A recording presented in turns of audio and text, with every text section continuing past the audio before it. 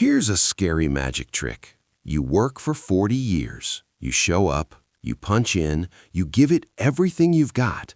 Then one day, you finally reach the finish line, sit down with a financial advisor, and watch them pull up your life savings on a screen. And poof, there's almost nothing there. That's not magic, that's math, and it's happening to millions of people right now. Not lazy people, not careless people, regular, hard-working people who just never got the right information at the right time. Today, we're going to fix that. We're going to talk about the real numbers, the real reasons, and what you can actually do about it. No confusing jargon, no boring charts, just straight talk that makes sense. Let's dig in. Imagine you've been filling a giant piggy bank your whole life. Every paycheck, a few coins clink in. You work, you save, you wait. Some years you drop in a lot. Some years life gets expensive and you barely drop in anything. But the piggy bank is sitting there, growing. Then you turn 65. You smash it open. You find $88,400. That's it. That's the median retirement savings for Americans who are already retired. Median means the middle. Half of all retirees have less than that. A lot of people have way less. Some have nothing at all. Zero. An empty piggy bank after a lifetime of work. Now, $88,400 sounds like a lot of money when you say it out loud, but here's the problem. Retirement isn't a long weekend. It's 20, 25, maybe 30 years of life. That's 3 whole decades with no paycheck coming in. When you do the math on $88,400 spread across 30 years, it comes out to less than $250 a month. That won't even cover most people's grocery bill. Thankfully, most retirees also get Social Security, the monthly check the government sends after a lifetime of contributions. The average Social Security benefit right now is about $1,900 a month. Add that to the small amount you can safely pull from $88,400 in savings, and you end up with roughly $2,200 total. $2,200 for everything: rent, groceries, electricity, car insurance, phone, medicine, doctor visits, all of it. That's not a comfortable retirement. That's a tightrope walk where every single month is a balancing act. One unexpected expense, a broken car, a medical bill, a leaky roof, and you're in trouble. There's no cushion, there's no safety net, there's just the rope, and you're trying not to fall off. This is the reality for the average American retiree right now. And the truly alarming part? This is what happened to a generation that actually had some advantages. Many of today's retirees worked at companies that offered pensions, guaranteed monthly payments for life, no matter what the stock market did. Many bought homes back when houses were affordable. Many had stable jobs at the same company for 30 or 40 years. Those advantages are mostly gone now.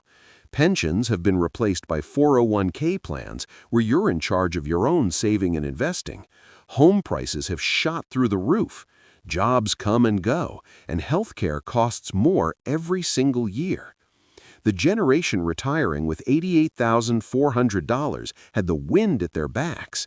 The people coming behind them are walking into a headwind, which means if we don't change our behavior, things are going to get worse, not better. Think of your retirement savings like a snowball rolling down a hill. The earlier you push it, the bigger it gets by the time it reaches the bottom. The longer you wait to push it, the smaller it stays. That's called compounding. Your money earns more money, and then that money earns more money, and it keeps going and going like a snowball picking up speed. Here's the wild part that most people don't believe until they see it on paper. Someone who saves just $200 a month starting at age 22 and then completely stops at age 30 ends up with more money at retirement than someone who saves $200 a month from age 40 all the way to 65. 8 years of early saving beats 25 years of late saving. That sounds completely backwards, but it's just snowball math. The early saver had more hill to roll down. Trap 1. Never starting. The most common trap is also the simplest. people just don't start.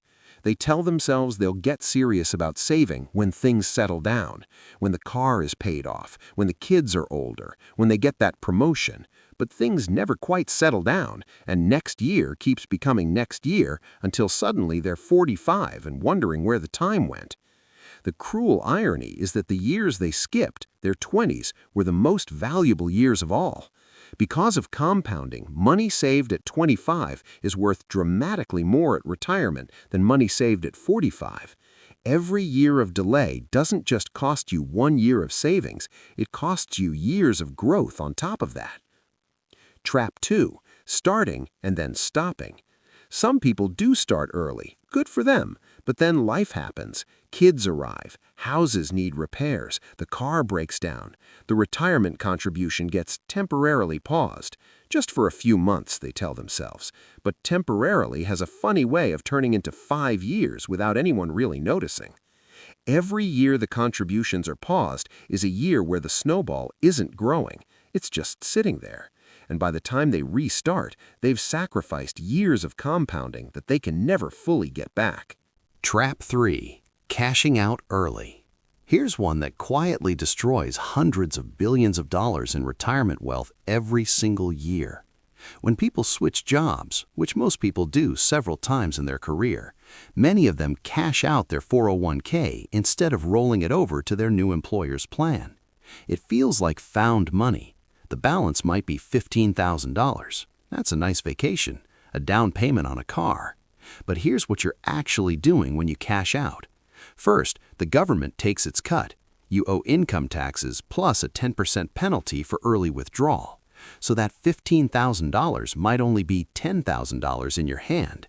And second, and this is the really painful part, you lose everything that $15,000 would have become over the next 30 or 40 years. At a normal rate of return, that $15,000 could have grown to over $250,000 by retirement. Gone, all for the price of a used car. Studies show that about 40% of workers cash out their retirement accounts when changing jobs. That's nearly half of all job changers making a decision that costs them $250,000 without even realizing it. Trap 4. Assuming you can catch up later. This one is sneaky because it feels responsible. People think, I know I'm behind now, but I'll make it up later when I'm earning more. The problem is the math doesn't cooperate. To retire at 65 with $500,000 saved, someone starting at 25 needs to put away about $285 a month. Someone who waits until 45 to start the same goal needs to save around $1,200 a month. That's 4 times as much. Most people in their late 40s have mortgages, car payments, kids in college, and a lifestyle they've built over 2 decades. Quadrupling their savings rate isn't just hard. For most people, it's genuinely impossible. Trap 5. Saving money in the wrong place. The last trap catches people who actually did everything right. They started early, they contributed consistently, they never cashed out, but they left their money sitting in the wrong type of account. Many 401k plans default new employees into low-interest money market funds that earn 2 or 3% a year. That sounds fine, right? But compare it to a diversified stock index fund earning 8% a year over the same period. Someone saving $400 a month for 35 years at 3% ends up with about $295,000. The same person saving the same amount at 8% ends up with about $870,000.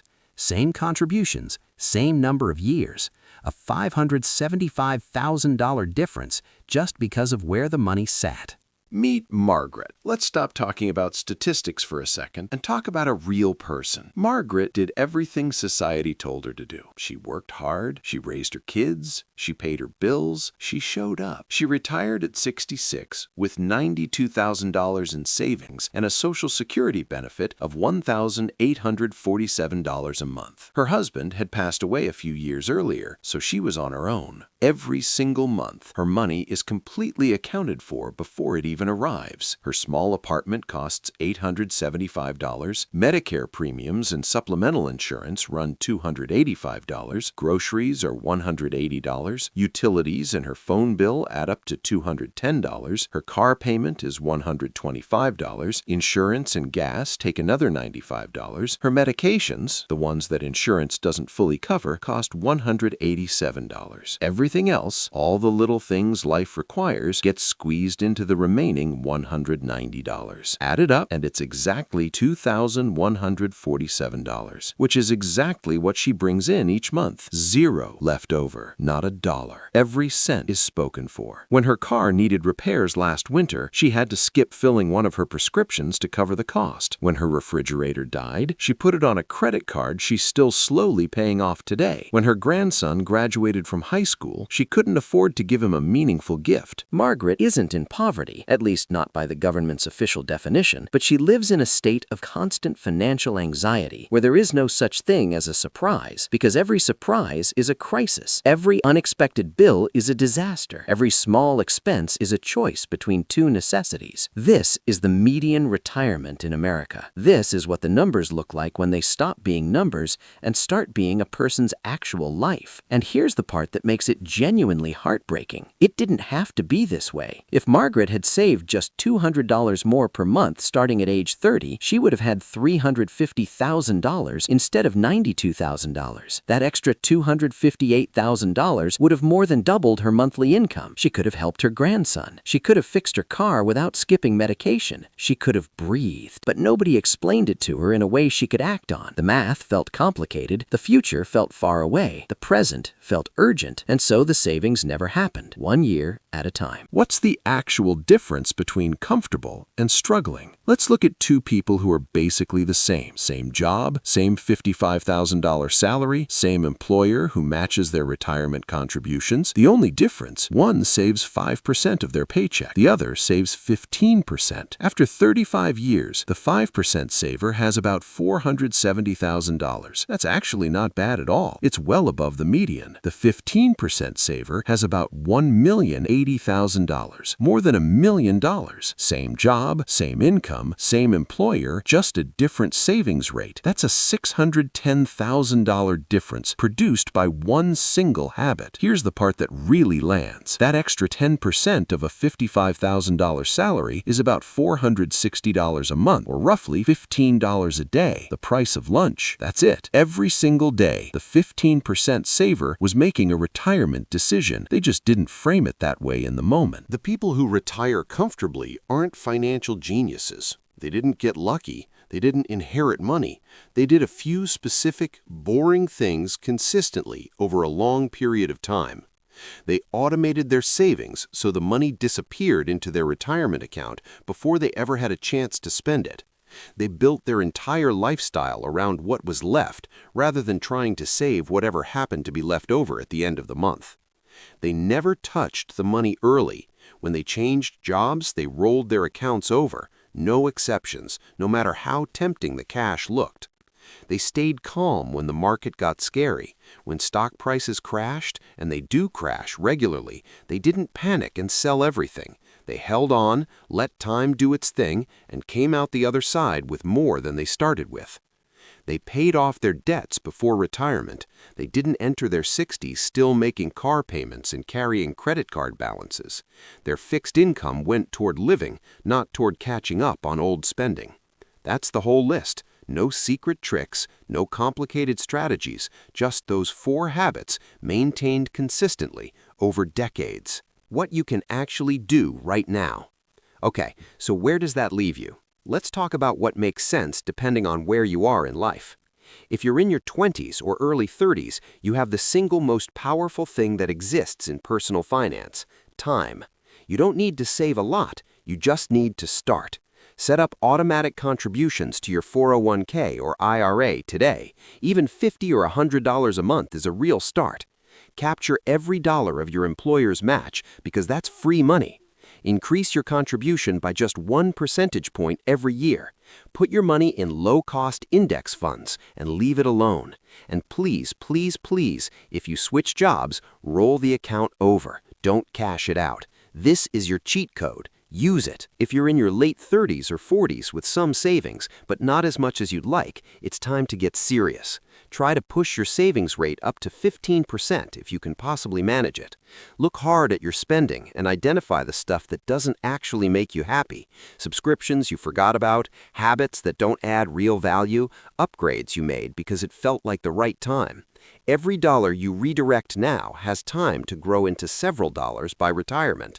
Each additional year you keep contributing is more powerful than you think. If you're in your 50s with little saved, the choices get harder, but it's not hopeless, not even close. You'll likely need to save aggressively, somewhere in the range of 20 to 25% of your income if possible. Working a few extra years beyond your original target does double duty. It adds money to your savings and reduces the number of retirement years you need to fund. One of the most underappreciated moves available is delaying Social Security. Every year you wait past your full retirement age, up to age 70, your monthly benefit goes up by about 8%. That's a guaranteed 8% return that no investment can promise you. And no matter where you are right now, one principle applies to everyone. Starting today is always better than starting tomorrow. The median retiree didn't end up with $88,400 because of one terrible decision. They got there through thousands of small delays, each one perfectly reasonable in isolation, that compounded over decades into a result they never intended. The choice in front of you. Here's the honest truth about $88,400. Nobody chose that number. Nobody sat down and said, "That's the retirement I want." They just kept choosing other things. Comfort right now, convenience right now, worry about it later. Until later arrived, and the math was done, and the number was set. You're reading this now. That means later hasn't arrived for you yet. The person who starts at 25 and makes the right moves could retire with 5 times the median. The person who wakes up at 40 and gets serious could double or triple their outcome compared to doing nothing. Even someone starting from scratch at 55 can meaningfully improve what their retirement looks like. Every day you spend saving is a day the snowball rolls a little further. Every day you spend not saving is a day the hill gets shorter. The ball doesn't care about your intentions. It only responds to what you actually do. Your future self is going to open that piggy bank one day. They're going to look at whatever is inside and live the rest of their life on it. The question isn't whether that moment is coming, it's what you're going to do between now and then. Start today, not next month, not when things settle down. Today.